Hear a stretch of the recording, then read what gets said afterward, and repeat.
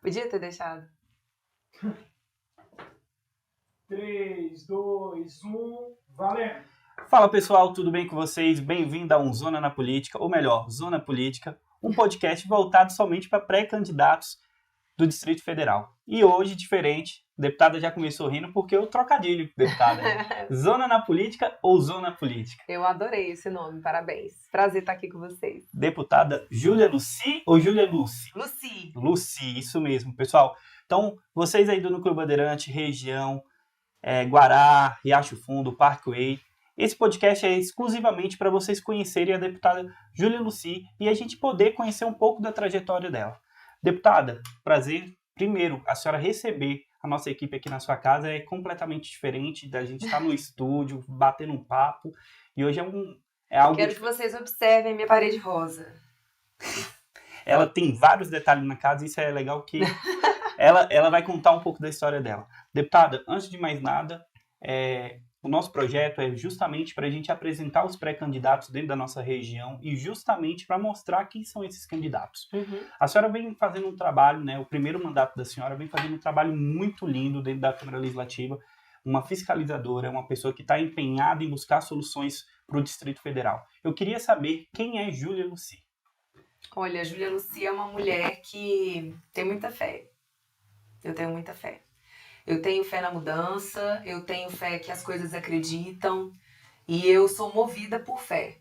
Então, eu sou uma mulher comum que tem fé, né? Que decidiu se arriscar, que compra briga quando precisa, sabe? Que decidiu permanecer respeitando os princípios que aprendeu dentro de casa, né? Eu aprendi na minha casa a trabalhar muito, sabe? A acreditar realmente que o trabalho é que muda a gente, que constrói uma vida melhor.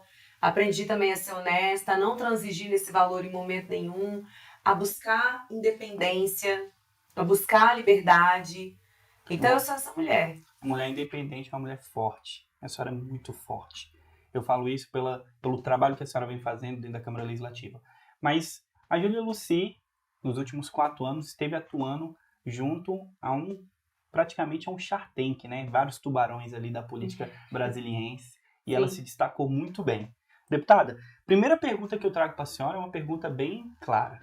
Como que a senhora quis entrar dentro da política desse Distrito Federal, do nosso quadradinho? Por que isso aconteceu? Arthur, eu não quis entrar. Eu não tinha esses planos, não. Na realidade, inclusive eu narro a história aqui nesse livro. Essa aqui é a primeira edição do nosso livro Manual do Candidato de Primeira Viagem. Nós vamos lançar a segunda edição agora, porque essa primeira está esgotada. Esse aqui é de família, não tem nem para vender mais essa, eu acho que tá essa na Amazon. primeira. Tá na Amazon, né? Mas o impresso, essa capinha aqui, não vai ter mais. E eu falo sobre esse processo de decidir ser candidata. Eu recebi o convite em 2018, chegou no momento em que eu estava bastante saturada com as palhaçadas que estavam acontecendo na política brasileira. A gente, desde 2013... Vem sofrendo. 2013, assim, a gente começou a enfrentar um período muito difícil, né? E aquilo foi me cansando, até que em 2018, a minha filha, Luísa, hoje a Luísa tem 18 anos, mas na época ela tinha 14, ela falou pra mim: mamãe, se prepara porque eu decidi que eu não quero mais morar no Brasil. E a senhora teve que tomar também uma outra decisão. Ela falou: eu não acredito mais, não tenho esperança, isso aqui não é sério, eu vou sair daqui. E aí, Arthur, quando ela falou isso pra mim, me doeu muito, sabe? Porque eu amo esse país. Desde que eu nasci, eu sou patriota. É um valor que eu tenho dentro de mim. Não foi meu pai que me ensinou, não foi minha mãe que me ensinou, eu simplesmente amo esse país. Eu amo tudo, eu amo a comida, eu amo as pessoas, eu amo os nossos costumes, eu amo a nossa língua. Então, escutar minha filha dizendo que ia abandonar o lugar que ela nasceu, a família dela, para ir para um lugar, para ela ser estrangeira, sabe? Era uma facada. Me machucou muito e eu falei: gente, eu preciso fazer alguma coisa. Só cuidar da minha vida é pouco, é insuficiente. E aí foi bem nessa época que eu conheci o partido, na época, que era o meu partido novo, gostei bastante da proposta, quis colaborar com a ideia de espalhar uma política de liberdade, de redução de imposto, de redução da opressão do Estado, né? de ter um mercado mais forte, uma economia mais forte. E aí a forma como eu tive de ajudar foi sendo candidata. Deputada, a senhora falou do Partido Novo, a senhora fez uma trajetória, praticamente carregou o partido para construir a imagem do partido dentro do Distrito Federal. E praticamente o partido, houve um desavenço ali que acabou tirando a senhora. Eu não queria tocar nesse assunto hoje, mas assim, já como a senhora tocou, a senhora hoje está num novo partido. A senhora mudou de partido para União Brasil, tendo a visão que pode continuar fazendo o trabalho, ou porque o partido antigo não acreditava no seu trabalho? Você acha que o partido antigo pisou na bola mesmo? Pisou demais. Pisou demais. Pisou demais. É um papo bem direto. Agora eu quero separar. Nós temos os filiados do Partido Novo, nós temos os eleitores do Partido Novo e nós temos os dirigentes do Partido Novo. Então, eu continuo amando os filiados do Partido Novo. Eu continuo amando os meus eleitores. E continuo achando que a proposta do Partido Novo é a melhor do Brasil. Vou ser bem realista. Porque é um partido que tem princípios muito fortes, muito bem definidos. As pessoas se agregam por meio de princípios. Elas não se agregam porque estão buscando cargo, porque estão buscando benefício para si. Elas entram na política para servir a esse propósito de mudança. Então, eu aprendi muito estando no partido novo, eu conheci pessoas maravilhosas. Na realidade, se eu tivesse em outro partido, muito possivelmente eu não teria sido eleita em 2018. Então, eu devo ao Novo essa minha entrada na política. Mas o Novo deve à senhora o crescimento dentro do Distrito Federal. Sim. Essa vertente sem é clara. sombra de dúvida. Essa vertente ficou clara para quem acompanhou o trabalho da senhora. A senhora vestia o Novo tanto no peito como nas roupas, cores, né? Levava o nome do Novo. Foi uma trajetória que a senhora teve que passar também a aprender dentro da política, né? Que os partidos têm esse problema. A senhora, dentro da Câmara Legislativa, a senhora tomou algumas porradas. E também deu várias porradas. Deputada, no ano de 2019, a senhora chegou colocando o dedo na ferida. A Câmara Legislativa do Distrito Federal, ela tem um trabalho praticamente assim, considerado pela população ineficaz. Mas a senhora mostrou que tem vários parlamentares lá dentro que têm trabalho, que têm necessidade da população. A senhora, como deputada, hoje atuante, a senhora vê alguns parlamentares não realizando o trabalho que tem que ser feito para a população? Ah, com certeza. Eu percebo muita gente que mantém um mandato para manter seus interesses privados, né? É muito triste. Eu acho que se a gente tivesse o engajamento de mais pessoas, a gente teria muito problema público resolvido, né? Porque a gente vive num sistema muito burocrático. Tudo que você vai fazer tem muitas amarrações, tem muitas esferas. É muita gente que você precisa convencer. A articulação tem que ser muito pesada. Mas se você sabe trabalhar e se você é insistente, você consegue. A gente teve muitas vitórias ao longo desses anos, né? Mas por causa disso. Porque a gente trabalha muito. A senhora falou em alguns discursos que o governo do Distrito Federal precisava se desburocratizar para resolver o problema da população do DF. A gente sente isso na prática porque a burocratização é muito ampla devido a todos os sentidos. A gente queria, os nossos telespectadores queriam entender um pouco, o pessoal que assiste a internet, qual que é o maior problema hoje da desburocratização? É falta de gestão ou falta de pessoas técnicas para resolver o problema? São as duas coisas. A gente tem uma máquina estatal muito grande, diversas secretarias, muitas secretarias existem apenas para abrigar apoiadores políticos.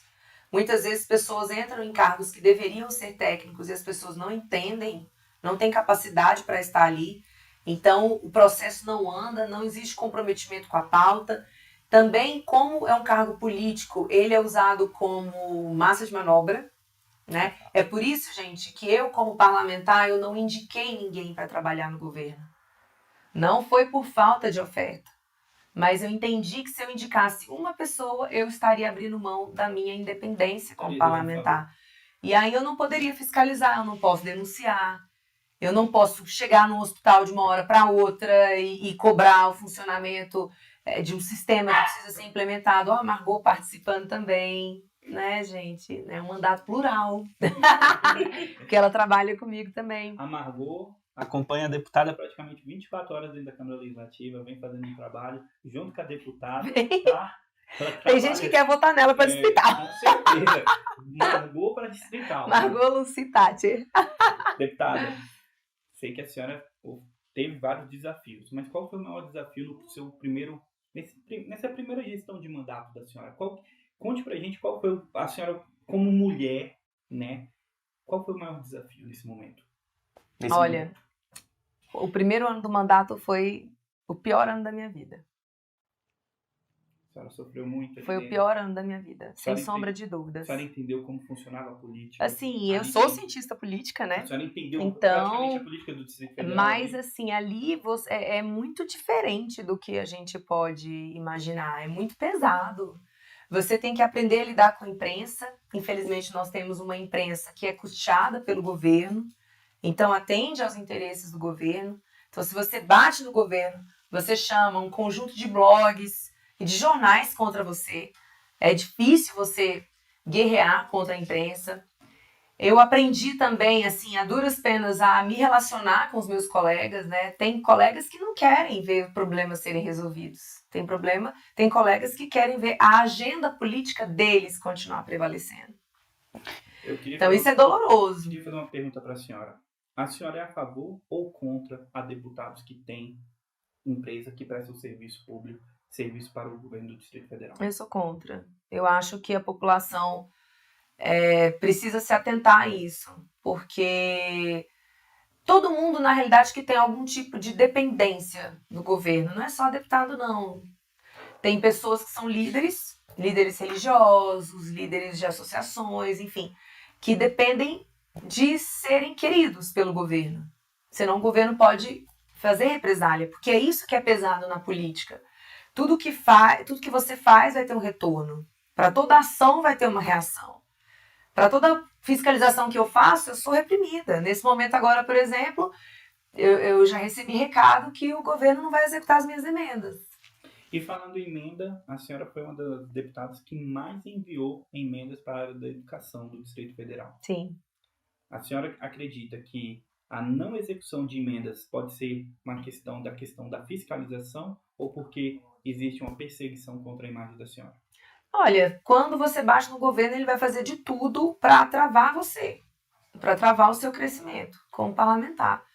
Então é normal. Por isso que ser político é tão custoso. A posição que eu ocupo na Câmara é uma posição bastante sui generis, porque eu não me declaro oposição, porque se o projeto do governo for bom, eu voto sim, eu defendo o projeto, mas se o projeto for ruim, eu vou combater o projeto, eu vou denunciar o que está errado. Eu tenho um histórico de fiscalização bastante contundente e relevante aqui para o DF, mas toda porrada que eu dou no governo, eu sofro uma porrada contrária, né? Então a gente precisa calcular ali o tempo inteiro, se eu falo, se eu não falo, opa, eu preciso executar aquela emenda. É muito importante que aquela emenda chegue em tal lugar, então deixa eu ficar quieta agora nesse momento para evitar uma reação. Então, nesse momento está acontecendo isso. Deputada Júlia, eu faço parte de um grupo de trabalho que nos últimos dias vem se destacando porque nós acreditamos muito na nova política. A Margot, gente. Pode ficar tranquilo. É porque tem a Margot e a gata. A Mila, que as duas brigam, né? Tranquilo. Deputada, eu faço parte de um grupo da Indústria Federal que vem se destacando nos últimos dias justamente porque, conversando com novos pré-candidatos, tanto a deputada distrital como a federal, a senhora já tem o mandato, estamos analisando algumas candidaturas e a gente vê a candidatura da senhora para a federal como uma explosão de ideias, né? Uma pessoa que leva do liberalismo, uma pessoa que foca também no empreendedorismo, que acredita que o Estado não tem que se intrometer dentro das empresas. Não tem que atrapalhar, privadas, né? Não tem que atrapalhar. Eu queria perguntar uma coisa para a senhora. Nos últimos dias, o Estado, principalmente nos últimos meses, do Estado do Distrito Federal, eu vou falar nos últimos 2 anos, ele se envolveu muito na área privada, desde a parte de entretenimento, dos comércios. A senhora foi uma deputada que foi lá na porta lutar pelo não fechamento do comércio. A única deputada, essa é a verdade. A senhora acredita que falta deputados que possam levar essa bandeira ou que só usa a camisa para poder trazer pessoas para o mandato? Olha, esse discurso de você defender quem empreende, ele nunca tinha sido feito no Brasil, não é só na Câmara Legislativa. O empresário no Brasil ele sempre foi tratado como explorador, como alguém que explora o coitado do funcionário, né? É uma visão muito perigosa. E quem levanta essa bandeira são as mesmas pessoas que querem mais empregos. Eles odeiam empresários, mas eles querem mais empregos. É tão contraditório como uma pessoa que adora beber leite, mas quer matar vaca. Para você ter leite, você tem que cuidar bem da vaca.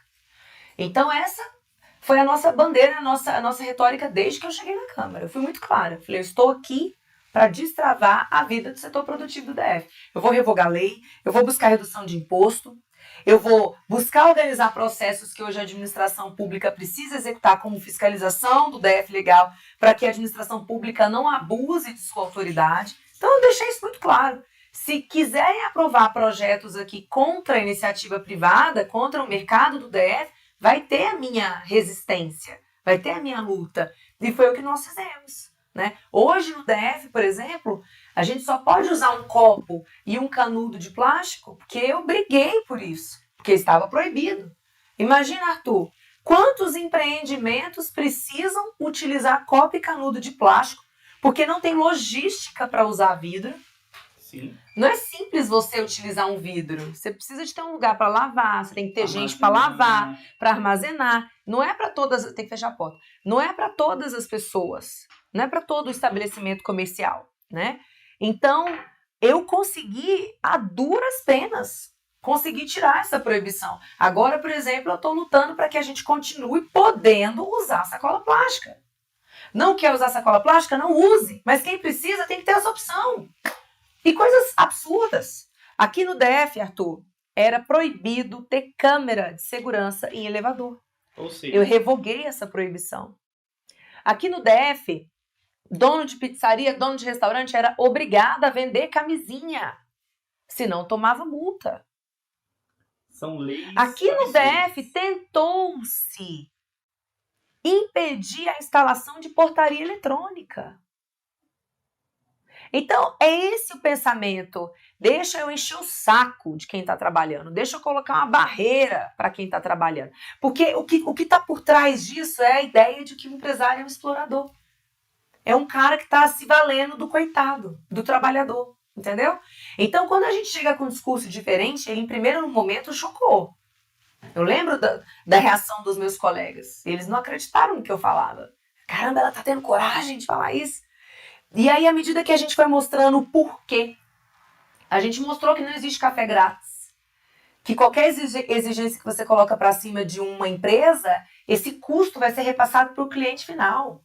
Então, a gente tem que desburocratizar. Isso daí eu não tiro. Mas tem gente que não sabe disso até hoje. Eu tenho um colega que não sabe disso. Deputada, a gente tocou num assunto muito sensível quando a gente fala do Estado se intrometer na área privada.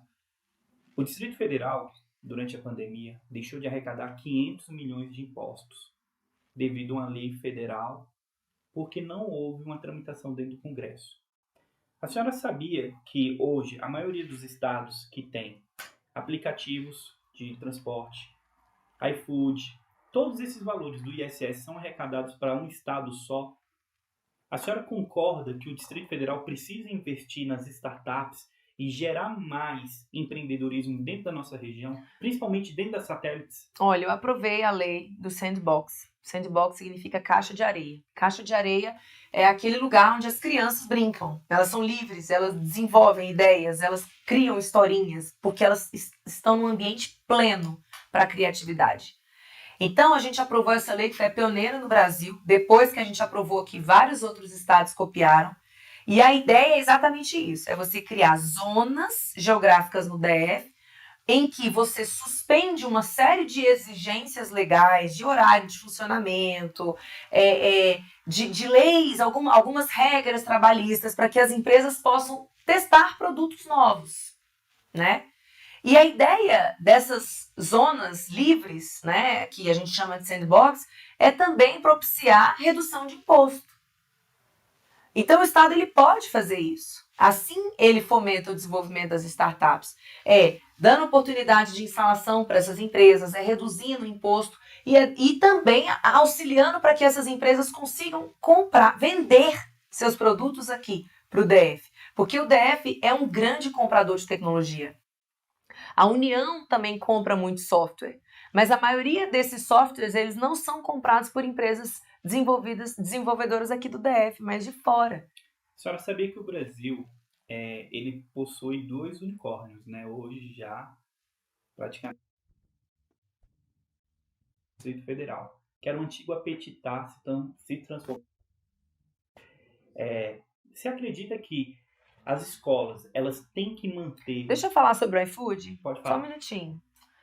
Foi aprovado em 2019, se eu não me engano, ou 2020, uma lei que queria Que todos os estabelecimentos tivessem um ponto de apoio aos entregadores. de aplicativo. Quando essa lei foi discutida na Câmara, eu mostrei. Eu falei, olha, essa lei ela é inconstitucional e ela vai quebrar as empresas. Mais uma vez, se eu mato a vaca, eu tenho leite? Não. Quebrou a empresa, perdeu o emprego. Eu fui a única que votou contra. Os outros, O fato de eu ter votado contra fez com que eu recebesse várias ameaças de morte. Eu fui ameaçada de morte. Eu passei meses apanhando. Fui vaiada, fui hostilizada. E eu falei, não tô com medo de vaia, não quero agradar ninguém, eu preciso ser coerente e honesta. Principalmente Essa lei aqui vai dar problema. Qual é a situação hoje? Se o GDF respeitasse a lei, ele já teria fechado todas essas empresas no DF. Só que não respeita porque está tendo bom senso. O governo já falou, eu não tenho como seguir essa lei, não tenho como respeitar essa lei, porque se eu seguir, eu vou ser obrigada a fechar todas as empresas. Aí eu te pergunto, Arthur, o que a gente ganhou com isso? Nada. Pelo contrário, outras empresas que pensem vir a se instalar no DF, o que seria ótimo. Quanto mais empresa, mais competição, melhores produtos, melhores ofertas de trabalho, certo? Não, a empresa já olha e fala assim, caramba, o DF é um estado louco. A qualquer momento vai vir uma intervenção. A insegurança jurídica afasta novos investimentos. Não só jurídica, né, deputada? A gente tem um problema também de insegurança do trabalho, né? Hoje, para você Sim. ver, hoje, exemplo, se você faz um contrato com um prestador de serviço, emitindo nota, ele saindo, casa, tem um problema da pechorização, isso é fato. Só que isso é praticamente por causa de leis absurdas que os empreendedores estão sofrendo. Nessa questão do sentido dos empreendedores estar sofrendo, a gente acredita muito que existe parlamentares que podem fazer a diferença. Sim, hoje, por exemplo, é consensual, inclusive, principalmente entre os entregadores, que essa lei precisa ser revista. Então, antes eles tinham ficado com raiva, hoje eu sou a pessoa de confiança deles. Então, eu faço uma interlocução entre empresa, governo, Secretaria de Mobilidade e entregadores no meu gabinete. Porque eles viram que eu não ia ceder ao populismo, que eu não tenho medo de vaia, que eu tenho um pensamento, eu vou seguir aquilo. Deputada, eu peço até desculpa para vocês, pessoal, que às vezes eu estou interrompendo, porque é uma fala nossa, a área de empreendedorismo, a área que a gente vem construindo, a gente vem falando e debatendo alguns detalhes. Mas, assim, eu vejo que a senhora, no primeiro mandato da senhora, a senhora brigou muito pelos empreendedores do Distrito Federal. Isso vem do sangue? Qual que é a história da Júlia Lucy com os empreendedores do Distrito Federal? Vem do sangue, conta um pouquinho com certeza. Isso. A minha família é de comerciantes. Então, eu cresci vendo a realidade ali, tendo que fechar conta, tendo que administrar negócio. A minha família, ela é extremamente trabalhadora. Eu nunca vi minha família descansar nem no domingo. Né? Praticamente todos os empreendedores hoje é assim, né? Não descansam. Então, assim, o mínimo que eu posso fazer é lutar para que a vida deles seja menos pesada. Né? Deputada, eu sei que a senhora está com o tempo corrido, a gente vai ser bem mais rápido. Ideias e valores. A senhora indo agora para a Câmara Federal, a senhora vai manter as mesmas ideias que a senhora trouxe para o Distrito Federal e os valores que a senhora construiu nesses últimos 4 anos? Olha, com certeza, Arthur. É o valor do trabalho, o valor da honestidade, buscar cada vez mais liberdade, fomentar essa ideia de prosperidade na cabeça das pessoas, porque infelizmente é cultura no Brasil, a cultura de achar que ser pobre é legal. É uma mistura, muitas religiões inclusive pregam isso, né? Quando você é pobre, quando você sofre, você se aproxima de Deus. Deus não quer ver a gente triste, gente. Ver você bem. Deus fez a gente pra gente ser pleno, pra gente ser rico em todos os sentidos. E crescer em todos os né? sentidos também, né? E como atingir isso? Ofertando oportunidades. Então é por isso que eu brigo tanto por educação de qualidade. Por isso que eu invisto tanto nas escolas, é por isso que eu briguei tanto pelo homeschooling, que agora nós tivemos essa aprovação. Nosso mandato teve uma participação determinante nessa vitória federal.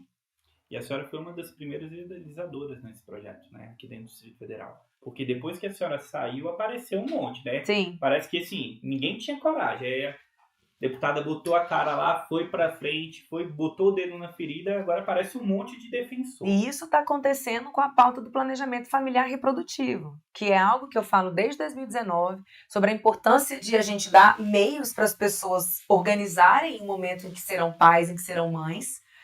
Apanhei muito também, sofri uma resistência gigantesca de algumas pessoas de uma igreja, mas nós vivemos essa resistência, a gente conseguiu já viabilizar esse acesso a meio contraceptivo a diversas mulheres aqui do DF, por meio de muito trabalho, muita dedicação. E agora é uma bandeira que várias instituições levantam, estão se organizando e oferecendo esse serviço. Eu fico super feliz. A senhora foi procuradora especial da mulher. Ainda sou. Ainda é, né? Uhum. Deputada, é um trabalho extremamente importante que a senhora faz dentro das regiões carentes do Distrito Federal. A senhora vem construindo essa relação praticamente desde o primeiro dia de mandato até agora. A gente vê a senhora entrando. Nos últimos dias a senhora esteve no Recanto das Emas, conhece os projetos sociais de lá, sabe como funcionam os projetos sociais. A senhora entende que os projetos sociais é uma abertura para novas formas de pessoas estar agregando valor a seu currículo, investimento, pessoas estar diante a alguns projetos. Vale a pena os deputados continuarem investindo nesses projetos, como a senhora destinou várias emendas? Com certeza, vale muito a senhora, pena. Além de destinar, a senhora fiscaliza, claro. Que é eu uma fiscalizo. muito claro que poucos deputados fazem isso. Eu fiscalizo. Com certeza tem muito projeto sério, né, que transforma a vida das pessoas, né, gente? O esporte, por exemplo, o acesso à cultura e o acesso ao esporte, ele modifica o ser. Então eu super aposto. Agora também eu sei de muitos projetos que não são sérios, que são usados para lavagem de dinheiro de deputado, né? Então, o meu pedido para as pessoas é não se curvem a isso. Não aceitem, mas a parte do deputado é tantos por cento. Digam não e denunciem. Porque a gente tem que trabalhar com base na honestidade. Entendeu? O dinheiro é público, tem que ser utilizado 100% dentro daquele projeto. Ou é certo ou é errado. Não tem meio certo, não tem meio errado. Entende? Então, muitas pessoas falavam assim, nossa, eu não acredito que você não cobra a sua parte. Eu nem entendia quando alguém falava isso pra mim. Eu não entendia. A mania de poder passar um pouco ainda continua nesses últimos 4 anos? Eu tenho notícias que sim. Deputada, a gente... Mas se há político corrupto é porque tem pessoas não políticas corruptas. O agente público, hoje, você acredita que um agente público dentro do Distrito Federal, um prestador de serviço do governo do Distrito Federal, ele tem que passar por uma fiscalização anualmente, semestralmente, porque tem vários agentes públicos do Distrito Federal que vêm corrompendo, sempre corrompido, né? A gente vê isso dentro da Secretaria de Saúde. Foi algo surpreendente. Secretário preso, né? Esse é um assunto que a gente vai agora nessa pauta. Deputada, as UPAs do Distrito Federal. Você acha que essa construção de várias UPAs, sem suporte, sem profissionais capacitados, sem estrutura, é uma forma que o governo usou para lavar dinheiro? Eu não posso fazer essa acusação. Perfeito. Eu não posso. Mas assim, a gente pode nitidamente apontar um erro, que é, sem profissionais, não adianta você ter um prédio funcionando. Por exemplo, eu trabalhei muito para inaugurar o primeiro equipamento público de saúde lá na região do Mangueiral. Foram 2 anos que eu busquei projeto. 2 Anos. Projeto, espaço. Espaço, destrava numa secretaria, joga para outra, vai para outra. Da minha equipe, eu ligando todos os dias, fazendo uma pressão. Foram 2 anos. Coloquei o dinheiro e construí sozinha a UPA do Mangueiral. Hoje, só tem uma equipe da saúde da família atuando lá e ela está incompleta. E lá, por exemplo, não se põe DIU. Para minha grande tristeza.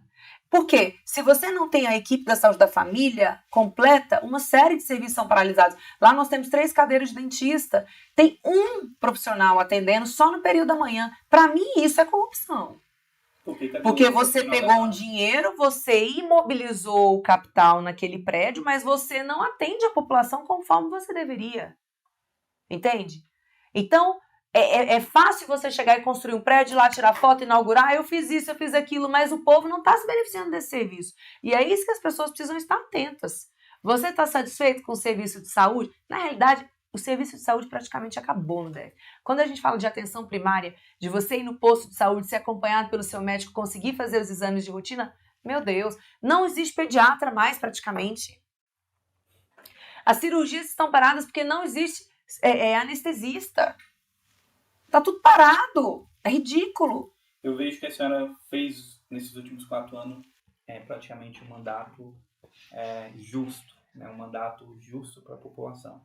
Fiscalizou, brigou, intermediou, dialogou, né? Que foi o principal fato. E a senhora construiu essa narrativa. Hoje, a senhora está indo para uma Câmara Federal. Antes, para a gente fechar essa conversa, queria só que a senhora deixasse uma mensagem para os seus candidatos, para os seus eleitores, principalmente nesse momento. Qual que será o seu fator principal dentro da Câmara Federal? Coragem para fazer as mudanças que o nosso país precisa. E a gente fez aqui no DF, nós vamos fazer pelo país. É o nosso dever. Deputada, quero agradecer a senhora. E não é promessa, a gente já sabe, a gente já mostrou quem a gente é. Isso aí é fato. Porque durante campanha, todo mundo tem discurso bonito, todo mundo se vende muito bem. Mas quando você já teve a oportunidade de acompanhar a pessoa na vida mesmo, real, gente, vamos ser justos. Teve muita gente que provou que não merece respeito, que não merece confiança, mas outras pessoas provaram.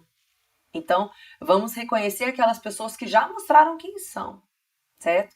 Então, é essa perspectiva de trabalho que nós vamos levar para a Câmara e nós vamos honrar o povo do DF, e nós vamos orgulhar o povo do DF, porque o DF vai ser notícia positivamente no cenário nacional. Eu quero agradecer a senhora, né? Foi um bate-papo maravilhoso, acho que, assim, foi muito mais rápido. Eu sei que a senhora tem um compromisso, a gente conseguiu fazer esse encaixe na agenda, tanto que a gente está aqui na sua casa. Mas o que eu queria deixar claro para a senhora é o seguinte: a nossa região é a região que está precisando de uma deputada federal. A senhora sabe que o Núcleo Bandeirante, Candanga, Parkway, não existe uma pessoa para poder vestir a blusa. A senhora, como deputada, vai lembrar dessa região no seu próximo mandato? Com certeza. Não apenas por destinação de emendas, mas também por defesas de pautas dessas regiões, né? Dessas cidades.